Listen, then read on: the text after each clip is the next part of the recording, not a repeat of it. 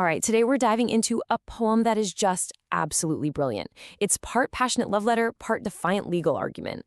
We're talking about John Donne's The Canonization.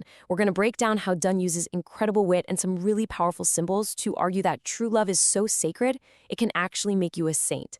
And talk about starting with a bang. The poem just throws this line at you right from the get-go. This isn't some polite opening. It's a demand. You can feel right away that we've walked into the middle of a heated argument, with the speaker basically telling some critic to just shut up and let him get on with loving. Now, the title itself is a dead giveaway, right?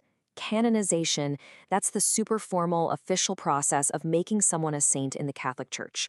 And what does Donne do? He completely hijacks this very sacred, very serious process and uses it as the central metaphor for his very personal and very human love affair. But he's not just, tossing a metaphor out there. No, he's building a case, almost like a lawyer in a courtroom.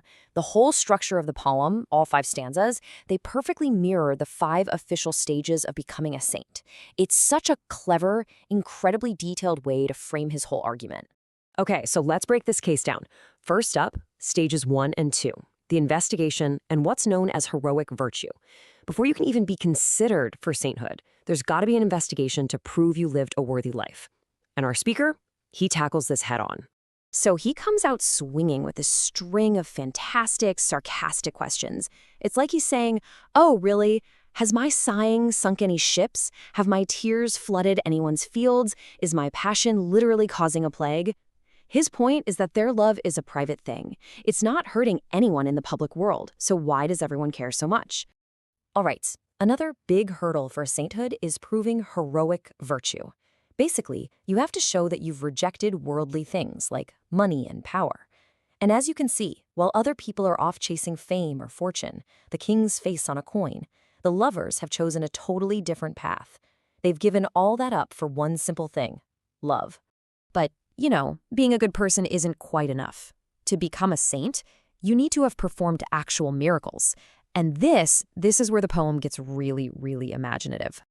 In the 3rd stanza, the speaker starts laying out the evidence. And he's not messing around. He doesn't just claim one miracle. He claims a whole series of them, using some of the most famous symbols you'll find in poetry to prove it. So first, he says they're like candles. Think about that for a second. A candle's whole purpose is to consume itself to create light and heat. That's a perfect image for their love, this intense, passionate, self-consuming fire where they, at their own cost, die. Their second miracle, they manage to unite total opposites within themselves. They are both the fierce, powerful eagle and the gentle, peaceful dove. These 2 contradictory forces aren't at war inside them. Their love somehow makes them one harmonious being.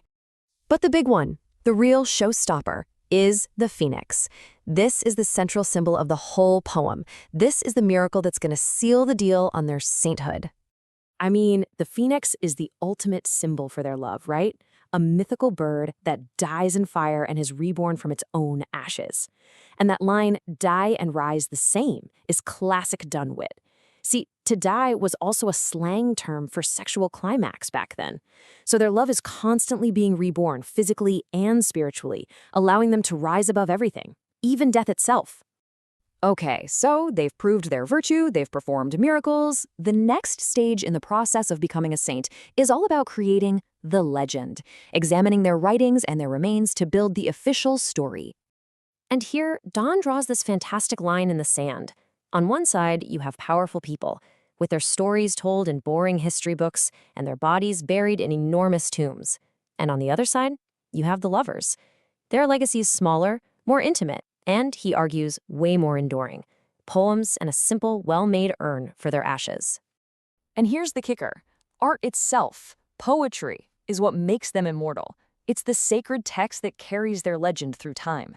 Which means this very poem we're reading right now becomes one of their hymns. It's so brilliantly meta. And that brings us to the grand finale, the 5th and final stage. The case has been made, all the evidence is in, and the verdict is, they're in. The lovers are officially canonized as the saints of love. And this is the last, perfect, clever twist. The very same world that scorned them and told them to be quiet is now going to look to them as role models. Future lovers will actually pray to these new saints, asking them for a pattern of their perfect love. But in the end, they don't really need the outside world's approval. Why? Because they've become the entire world to each other. They've found a quiet hermitage, a little sanctuary, where they can see the whole entire universe just by looking into one another's eyes. It's this image of perfect, self-sufficient love. And that's the absolute genius of the poem, isn't it? He takes something personal, profane, maybe even scandalous, a passionate love affair, and through pure logical wit and these layered, incredible symbols, he elevates it into a religion. It's an outrageous claim that somehow feels completely earned by the end. You know, Donne wrote this over 400 years ago, but he leaves us with this question that feels so incredibly modern, so radical even today. Can a bond between two people be so powerful, so transcendent, that it becomes its own sacred thing? Can intense human love actually become a form of religion? It's a heck of a thought to leave us with.